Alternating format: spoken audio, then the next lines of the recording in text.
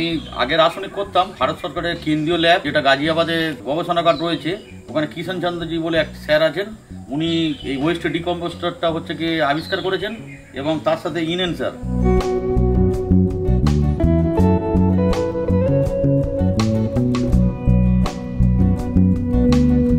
জৈবদিকে করলে গাছ হয় না, এটা ভুল কথা।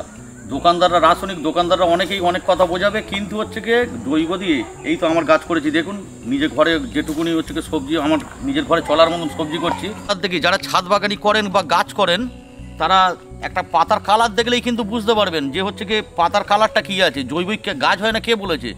এইভাবে জৈবতে আপনারা চলে আসুন, এসে হচ্ছে কি নিজেও ভালো থাকুন, ফ্যামিলিকে সুস্থ রাখুন। এটা আমার বাড়ি ডায়মন্ড হারবার, রামরামপুর। এটা হচ্ছে কি ডায়মন্ড হারবার পৌরসভার 1 নম্বর ওয়ার্ড। আমি বাড়িতে খাওয়ার জন্য মানে যেটুকুনি অল্প করে সবজি বাগান করে থাকি। আগে রাসায়নিক করতাম, কিন্তু এখন আমি হচ্ছে কি মানে পুরো জৈবতে চলে এসেছি। কেন জৈবতে চলে আসবো? কারণ আমি নিজেও খেয়ে সুস্থ থাকবে এবং আমার ফ্যামিলিও যাতে সুস্থ থাকে।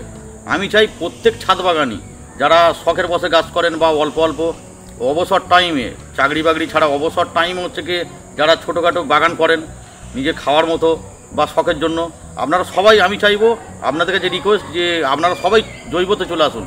কারণ মানুষকে বেশি দিন বাঁচতে গেলে কিন্তু জৈব পদ্ধতিতে যে জিনিস হচ্ছে গিয়ে উৎপন্ন হবে সেইটাই খেতে হবে।